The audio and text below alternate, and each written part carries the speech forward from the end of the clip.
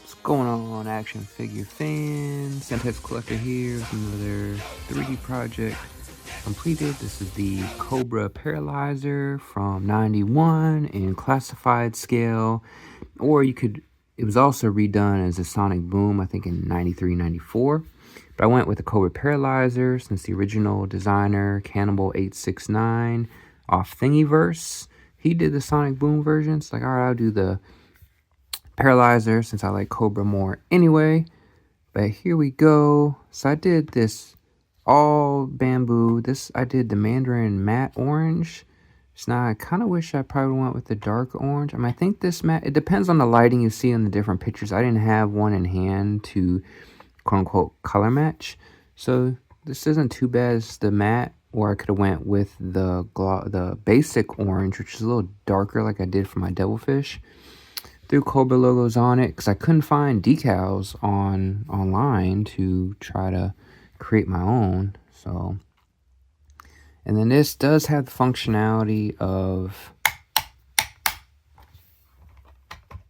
and I think I messed up some of the, because on the axles there's like a ratcheting. But anyway, so you get the original playability if you wanted, of having it up like that, and it's based off this ratcheting system that he remixed. Like you can hear it like that one. I must have did something to mess up some of these. Yeah, you can hear the ratcheting there,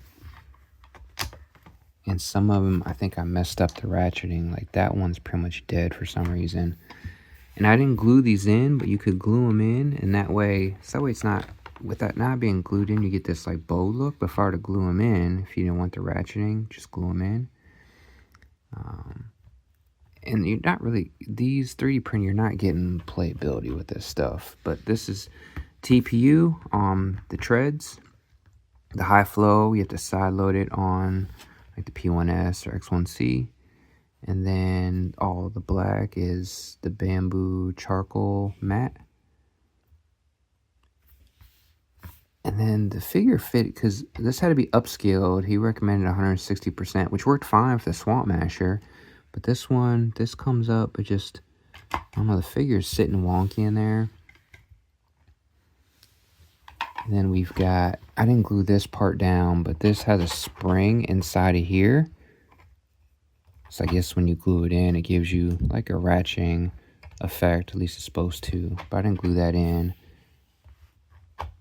And then here's also a spring that gives you like a cannon effect there. So got that going on. And then this hose, just like the original, had some hosing in the garage, so that worked out for this hose over here. And this is just gonna slide right in there. You could probably glue that in if you wanted to. And then you've got the wheels here. I mean, the track, I mean, if you try to push it, it's not gonna roll. It's not really playable, but it will. It fits good enough to where it's gonna cycle through. But anyway, you got 4 big wheels, a small wheel, and there's 2 halves. You glue together. Pegs glue into this base. So that's the idea. He probably got off of like the Wolverine or other stuff. And then back here, I probably could have added foot pegs. You can see here, this is where this just pops into there because I didn't glue them in. I probably could put foot pegs here, but again, it just feels like it's undersized for classified. So I put a guy, well, I guess it's not too bad if I put him back there. Yeah, and this is a custom by Benny, Crimson Immortal, which I'll do for the photo shoot, right, the box art. And then if you have a big enough printer, I mean, I could have done the front and the back, but I thought it was better. I split them in half. There's a rear, because that way I could print them vertically 90 degrees to get the best print quality. And he did an upgraded launcher. I forgot he remixed this, but you could do, he did like the OG version of this launcher. I like the way the four rocket look And these do come out, the rockets come out. But I like this look better than the original. But I feel like this probably adds more weight probably, but I probably need to end up gluing that down. But I don't think I'm gonna keep this one. I'll probably just sell it off. I don't have room for this. I just want to print it just because it looked cool to print. And then this comes up. It's just, I got the figure in there, so it's kind of wonky. That'll come up. So that was one piece, the front and back, separate piece. 4 treads, 4 bases. Yet the ratcheting, maybe I can show it. Yeah, so here's the ratchets. This gives you this ratcheting system. I think I messed it up on some, not paying attention. I already glued those in, so I can't replace those. And you got this here, so that way if you didn't need that, you could just glue it in and get that better look. So it's not leaned out per se. And then this was a separate piece here. Oh, then the turret moves around just fine.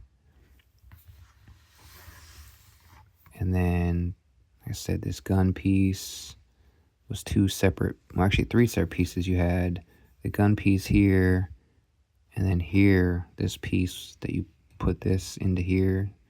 It's like 2 halves. That way it was a cleaner print. And now these things keep sliding off. And then the arm was 2 pieces. The launcher was 1 piece, and that was 1 piece.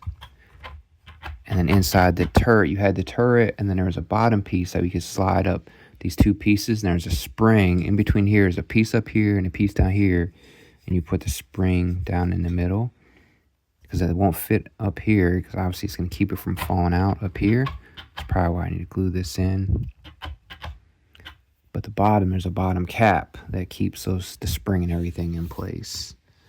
But overall, I mean, it's pretty fairly straightforward print. It's just the mechanics of it, of the technical aspects of it, with having these springs here, and then the spring on the cannon, and then these here having the ratcheting, which I probably messed up.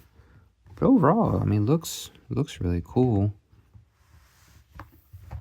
If you glue these wheels down, I think since I messed up the ratcheting, once you glue those wheels down, it'll be solid on the shelf. But there we go. There's the Paralyzer 3D printed on the Bambu. Put the hours and the filament up here. Again, the designer was Cannibal869. On Thingiverse, you can find these for free. This and the Swamp Masher. And he also has a Cults 3D page as well with some models. But these are on Thingiverse actively. Like, comment, subscribe.